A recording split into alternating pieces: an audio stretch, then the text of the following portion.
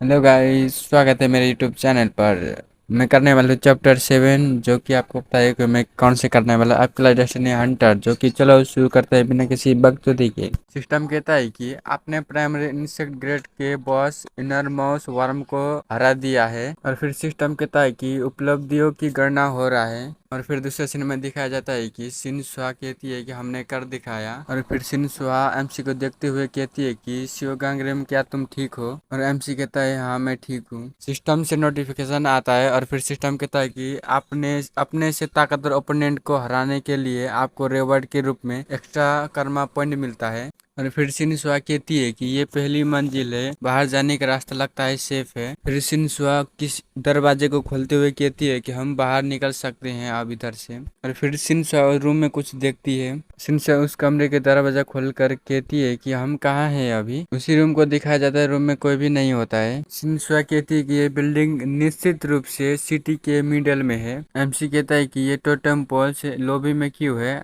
और एमसी और सिनसुआ को हिल कर देता है। एमसी मन ही मन सोचता है कि मुझे उम्मीद नहीं थी कि पहली मंजिल को भी इस जगह माना जाएगा। फिर उसी टोटेम पोल का क्लास दिखा जाए, जो कि टेरिटरी ड्रैगन ग्रेड का होता है। और फिर सिनसुआ कहते हैं कि डोर बंद हो रहा है। और फिर सिनसुआ कहती है कि अब हम क्या करें। एमसी कहता है कि हम अभी आराम करेंगे, कम से कम यहाँ कोई मॉन्स्टर तो नहीं है। और फिर दिखाया जाता है हमें गोजुन को, जो कहता है कि तुम कैसे बच गए। और फिर सिनसुआ बहुत ही गुस्सा हो जाती है। गोजुन कहता है कि ये अजीब है कि हीरोइन सिनसुआ ने मुझे छोड़ दिया। और सिनसुआ भी गोजुन पर भड़कते हुए कहती है कि हीरोइन माई एस। और फिर सिनसुआ कहती है कि तुम एक विलेन हो जो अपने फ्रेंड को धोखा दे देते हो। और फिर ये चुतिया भी कहता है कि क्या। गोजुन कहता है कि नहीं, ये नहीं हो सकता। और फिर कहता है कि ये समझ में आता है कि लेकिन मैं विलेन नहीं बन सकता। और फिर एमसी मन में सोचता है कि वो पहले से भी बदतर है। और फिर सिनसुआ को कहते हैं कि इस रास्ते चलो। और फिर यहाँ पर सर्वाइवर्स को दिखाया जाता है, कहता है कि हम कहाँ हैं, वहाँ पहले भी मॉन्स्टर थे। और फिर सर्वाइवर कहता है कि मेरी चोटें अपने आप हील हो रही है। और फिर कोई सर्वाइवर कह रहा होता है कि यहाँ पर कोई सर्विस नहीं है क्या, अचानक सारे टावर टूट गए। सर्वाइवर्स कह रहे होते हैं कि यहाँ पर सेफ है, यहाँ पर क्या चल रहा है। फिर देखा जाता है कि सर्वाइवर्स के आगे कोई बंदा होता है। वो बंदा कहता है कि ऐसा लगता है कि इस एरिया के सभी मेंबर यहीं पर है। मैं फेड प्रोटेक्शन के सेंट्रल ब्रांच ऑफिसर अनाबी चासिया हूँ। अब से मेरा इरादा है कि ये मौजूद सभी लोगों को मैं मैनेज करूँगा। उसी रूम पर जितने भी सर्वाइवर्स होते हैं सोच रहे होते हैं कि ये फेड प्रोटेक्शन एजेंसी क्या है। सर्वाइवर्स कह रहे होते कि मैनेज करना, तुम किस बारे में बात कर रहे हो। और फिर सर्वाइवर कहता है कि ये किडनैपिंग है, हमें अभी जाने दो। और फिर कहता है कि सर्वाइवर्स आखिर इसका मतलब क्या है। हमसे सोच रहा होता है कि ये एक सचमुच का शुरुआत है। फिर अपने मन में सोचता है कि मैं अपने पास्ट लाइफ में लूजर था, लेकिन इस बार ये अलग होगा। और फिर एमसी सोचता है कि जाने से पहले मैं यहाँ जितना हो सके उतना स्ट्रांग बनूंगा। फिर सीन शिफ्ट होकर एनआईबी पर जाता है, जो कहता है कि हम सिटीजन्स को आने वाली डिजास्टर से बचाने के लिए काम करते हैं। फिर सर्वाइवर्स कहते हैं कि मैनेज करना, तुम किस बारे में बात कर रहे हो। और फिर कहता है कि ये किडनैपिंग है, हमें अभी जाने दो। और फिर कह रहा होता है कि आखिरकार इसका मतलब क्या है। एनएबी कह रहा होता है कि ड्यूमन रियल्म से ड्यूमन अपेयर होगा और तबाही मचाएगा। पहले वो कीड़े भी तो तुम्हारा ही काम है के थे ना। और फिर एनएबी कहता है कि डायरेक्टर को जानकारी है कि कैसे लीड करना है। फिर कह रहा था कि सारे लोग मैं तुम पर मुकदमा कर दूंगा। और फिर कहता है कि मुझे यहाँ से जाने दो।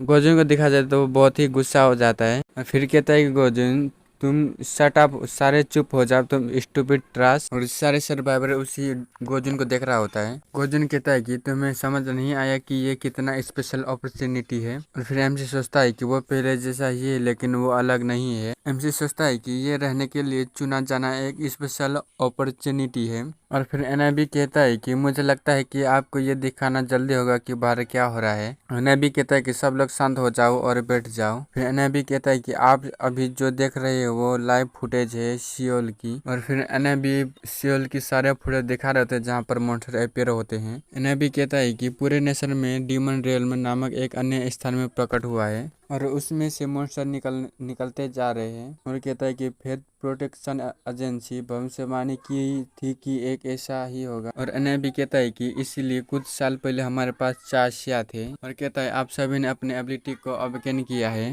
और इस दिन की तैयारी शुरू कर दी थी।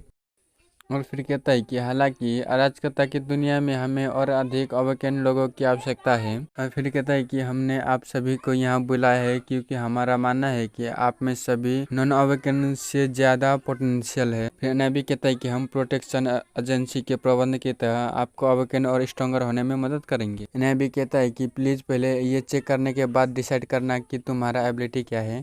और हम लोगों को शिव गांगरिम का डेस्टिनी दिखाया जाता है तो देखने की जरूरत नहीं। और शिव सर्वाइवर्स कह रहे होते हैं कि आखिरकार मेरा ये क्या एबिलिटी है। कोई कह रहा था कि मेरा प्राइमरी ग्रेड का क्या है ये। एमसी कहता है कि मैं अभी एनआईबी की पावर चेक करना चाहता हूँ। और फिर एमसी कहता है कि मैं चाचा की किस्मत की जांच करना चाहता हूँ लेकिन उसका चेहरा मार्क्स से ढका हुआ है। नबी कहता है कि आप सभी को अपनी एबिलिटी देखनी चाहिए। और कहता है आप उनके बारे में ऐसा सोच सकते हो जिसमें सुपरनैचुरल या मैजिक कहते हैं। और फिर कहता है जो लोग अवेकन हो चुके हैं वो मॉन्स्टर का शिकार करने के लिए इन एबिलिटीज का यूज कर सकता है। और खतरों से छुटकारा पाने के लिए डीमन रियल्म पर अटैक करो, लेकिन ये एक बहुत ही खतरनाक काम है और कहता है कि उस प्रोसेस में तुम मर भी सकते हो। कहता है कि ये ट्रेनिंग प्रोसेस के लिए भी वैसा ही है। और कहता है कि लेकिन अगर आप ऐसे खतरों से बचना चाहते हो और सुरक्षित रहना चाहते हो तो तुम्हें अपनी स्किल खो देनी होगी। नबी कहता है कि जिस पर्सन में लड़ने की इच्छा नहीं है उसे अपनी एबिलिटी की जरूरत नहीं है। नबी कहता है कि मैं तुम लोगों को सोचने के लिए सिर्फ 1 घंटे दूंगा। और कह रहा था कि आप सेकेंड फ्लोर पर रेस्ट कर सकते हो, मैनुअल भी प्रोवाइड कर गए हैं। फिर कहता है कि नबी आप उन्हें 1 घंटे के बाद पढ़ना चाहिए, जो लोग रुकेंगे वो यहाँ वापस आ सकते हैं।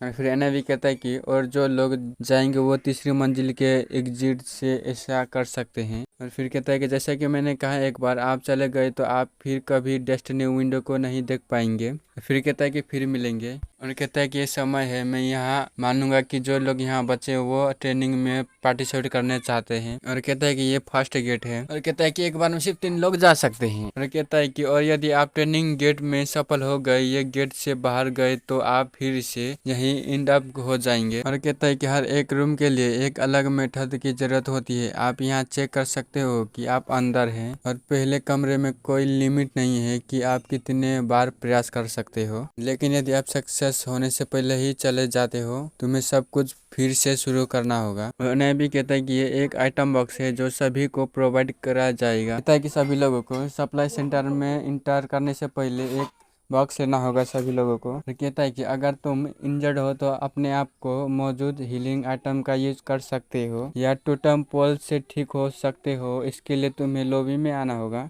और फिर कहता है कि हमने आपसे इस एग्रीमेंट पर साइन करवाया था कि मृत्यु के मामले में प्रोटेक्शन एजेंसी रिस्पॉन्सिबल नहीं होगी।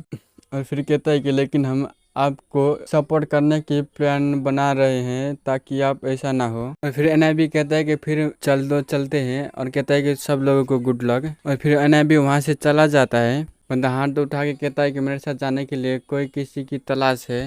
और फिर ये बंदा कहता है कि मेरा पावर प्राइमरी घोस्ट ग्रेड का है। और उसी टीम पर सारे लोग अपने अपने ग्रुप बना रहे होते हैं।